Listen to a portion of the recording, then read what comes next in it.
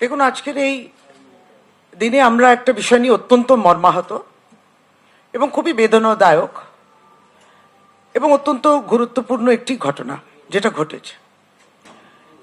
কিন্তু এটাও আপনারা জানেন, যেটা সাউথ কলকাতা ল কলেজ যেটা আছে সাউথ কলকাতাতে, সেখানকার একটু পড়ুয়া ছাত্রী সঙ্গে যে শ্লীলতাহানির ঘটনা, সঙ্গে সঙ্গে 12 ঘন্টার মধ্যে কলকাতা পুলিশ যে মুহূর্তে জানতে পেরেছে, কলকাতা পুলিশ অ্যাকশন নিয়েছে।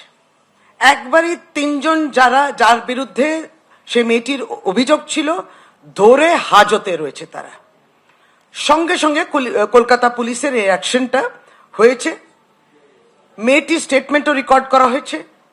এই 3টি ছেলে যারা ছিলেন তাদেরকে আইডেন্টিফাই তো করেইছে, তুলে নিয়েও আসা হয়েছে, তাদের মোবাইলও সিজ করা হয়েছে। অর্থাৎ সঙ্গে সঙ্গে অ্যাকশন হয়েছে। মেয়ের প্রতি এবং তার পরিবারের সঙ্গে আমরা একেবারেই তার সঙ্গে রয়েছি এবং সত্যি সমবেদনা জানানোর ভাষা থাকে না। কিন্তু মেয়েকে যদি একটু করে ও সান্ত্বনা দিতে পারি, তাহলে এটাই বলতে পারি, দেখো তোমার উপরে যারা এই বর্বর ঘটনাটা করেছে তাদেরকে আমরা ধরে একবারই হাজতে পাঠিয়েছি, ইনভেস্টিগেশন চলছে।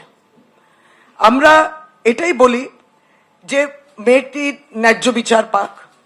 নিশ্চয় তার উপরে যে শারীরিক এবং মানসিক যন্ত্রণা, যেটা ট্রমা হয়েছে, সেটা আমরা পুরোপুরি আমাদের সহানুভূতিও বলবো না, আমরা একজন নাগরিক হিসেবেও, একজন এই সমাজে থাকি, এই দেশে থাকি, আমরা কিন্তু পুরোপুরি তার সঙ্গে রয়েছি। সে বলুক, তার পাশে আমরা রয়েছি। এইটা চলতে পারে না, এটা হতে পারে না।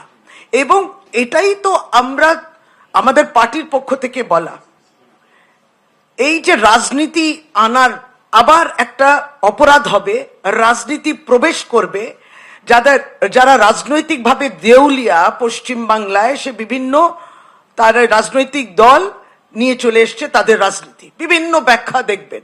আপনাদের সামনে কথাটা বলেছে জানি না, আমরা জানি সোশ্যাল মিডিয়াতে এটা চলছে।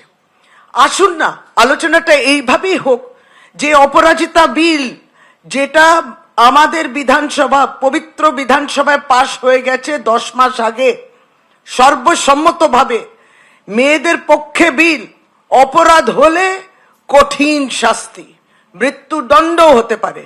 কে আটকে রেখেছে?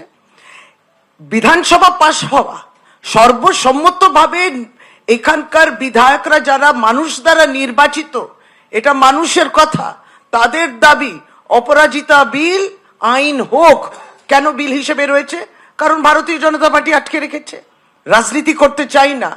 এখানে যদি ন্যায্য দাবি থাকে, সে রাস্তায় ওই বাঁদরামো আপনারা করবেন না, আপনারা এই বিলের সমর্থন করুন। এই বিলটা সমর্থন করে প্রেসিডেন্ট, সম্মানীয় রাষ্ট্রপতিকে বলে, কারণ এখানে পলিটিক্যাল ইঙ্গিত দেওয়ার চেষ্টা করছেন, আটকে রেখেছেন। এটা তো হতে পারে না যে মহিলার শরীর তো আপনাদের রাজনীতি করার জন্য একটা যুদ্ধক্ষেত্র নয়। মহিলার শরীরকে সম্মান করতে হবে। ফলে আজকে আমরা বলি, রাজ্য সরকারের পক্ষ থেকে তৎক্ষণিক আমাদের পুলিশ, হোম যার আন্ডারে আসে, হোম অ্যাফেয়ার্স ডিপার্টমেন্টের আন্ডারে আসে, এবং এই কলকাতা পুলিশ ইতিমধ্যে তাদের টুইট আপনারা দেখেছেন, সমস্তটা আপনাদের সামনে রয়েছে। আমরা এটাই বলি যে বিভিন্ন স্তরেতে আমরা দেখি, পশ্চিমবাংলা একমাত্র রাজ্য যে অপরাজিতা বিল করেছে। আমরা যে কোনো বললাম যে এই ধরনের ঘটনার তো কোনো তুলনা করা যায় না, যে তোমার রাজ্যে কথা হচ্ছে, আমার রাজ্যে কথা হচ্ছে, এইগুলো নিয়ে কোনো রাজনীতি হয় না। আর যেমনটি বললেন, মেয়ের শরীর নিয়েও রাজনীতি হয় না। সেখানে তার যন্ত্রণাটা তো বুঝতে হবে, তাকে তো সে সম্মান দিতে হবে, তাকে সে ন্যায্য, তার ন্যায় বিচার সঙ্গে সঙ্গে তার কাছে পৌঁছক। তাহলে সারা ভারতবর্ষে কি চিত্রটা আমরা দেখি, খুবই দুর্ভাগ্যজনক। প্রথমত, অপরাজিতা বিল একমাত্র পশ্চিমবাংলা বলেছে, এই দাবি করেছে যে এই বিলটা আইন হোক, যাতে যথাযোগ্যভাবে যারা এই বর্বর অপরাধ করেন তাদের শাস্তি হবে। একটা ইঙ্গিত তো দিতে হবে সমাজের মধ্যে।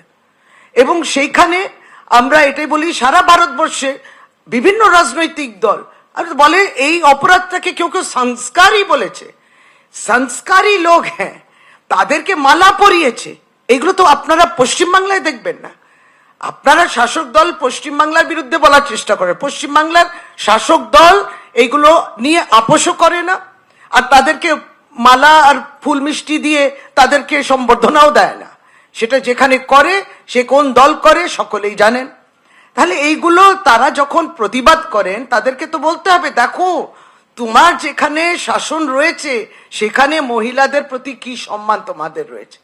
ফলে এই কথা দিয়ে আজকে আবারও পুনরায় বলা যে কলকাতা পুলিশ অ্যাকশন নিয়েছে এবং আমরা এটা নিয়ে সত্যি মর্মাহত এবং খুব বেদনা দিচ্ছে।